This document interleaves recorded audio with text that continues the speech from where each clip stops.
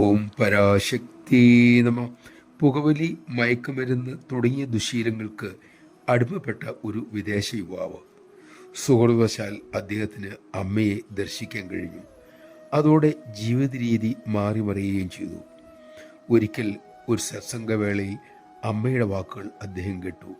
അമ്മ ഇങ്ങനെ പറഞ്ഞു: മക്കളെ, അമ്മയുടെ മക്കളിൽ ധാരാളം പേർക്ക് ആഹാരത്തിനും വസ്ത്രത്തിനു പോലും പണമില്ല.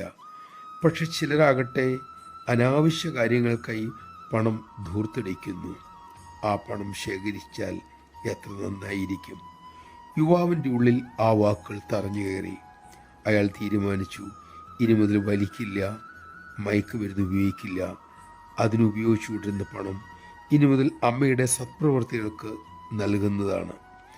അങ്ങനെ അദ്ദേഹം ആ പണം സ്വരുക്കൂട്ടാൻ തുടങ്ങി. അടുത്ത അമൃതപുരി യാത്രയിൽ ആ പണം അമ്മയ്ക്ക് സമർപ്പിക്കണമെന്നും നിശ്ചയിച്ചു. അങ്ങനെ കുറെ കാലം കഴിഞ്ഞു. യുവാവ് ഒരിക്കൽ സുഹൃത്തുക്കളുമായി കമ്പനി കൂടി. അന്ന് എന്തോ മദ്യപിച്ചു. ശേഖരിച്ചു വച്ചിരിക്കുന്ന പണത്തിൽ നിന്നും $70 അതിലേക്കായി എടുത്ത് ചെലവഴിക്കുകയും ചെയ്തു. അത് കഴിച്ചുകൊണ്ടിരുന്നപ്പോൾ മനസാക്ഷി കുത്തിനോവിക്കാൻ തുടങ്ങി. കൂട്ടുകാർക്കൊപ്പം സന്തോഷത്തോടെ ഇരിക്കാനോ മദ്യം കഴിക്കാനോ അതുമൂലം യുവാവിന് കഴിഞ്ഞില്ല. കുറ്റബോധത്തോടെ നേരത്തെ തന്നെ സ്ഥലം വിട്ടു. തിരിച്ചു പോകുമ്പോൾ വഴിയിൽ ഒരു വൃദ്ധ കൈ കാണിച്ചു. നല്ല ഇരുട്ട്. യുവാവ് കാർ നിർത്തി. അവർക്ക് ലിഫ്റ്റ് കൊടുത്തു. അവർക്ക് ഇറങ്ങേണ്ടിടത്ത് ഇറക്കി വിട്ടു. അപ്പോൾ ആ വൃദ്ധ സ്നേഹപൂർവ്വം കുറച്ചു പണം യുവാവിന് നൽകി. യുവാവ് അത് വാങ്ങി എണ്ണി നോക്കി. കൃത്യം $70. താൻ സത്കാര്യങ്ങൾക്കായി സ്വരൂപിച്ചു വച്ച, താൻ തന്നെ ദുഷ്കാര്യത്തിനായി ഉപയോഗിച്ച അത്രയും തുക. അമ്പരന്നുപോയി. കാറിൽ നിന്നും തിടുക്കത്തിൽ പുറത്തിറങ്ങി. ആ വൃദ്ധയെ കാണാനില്ല. അവർ ഇരുളിൽ എങ്ങോ മറഞ്ഞുപോയതുപോലെ തോന്നി.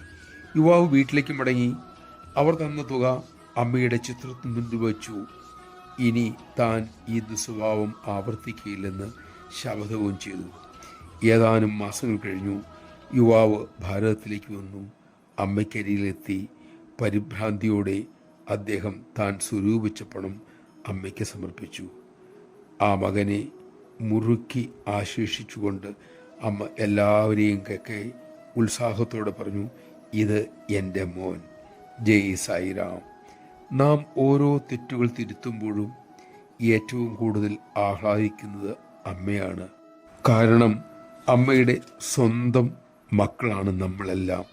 അമ്മയ്ക്ക് ആഹ്ലാദം കൊടുക്കത്തക്ക വിധം ജീവിതം രൂപപ്പെടുത്താൻ നമുക്ക് ശ്രമിക്കാം. നമുക്കതിന് കഴിയട്ടെ.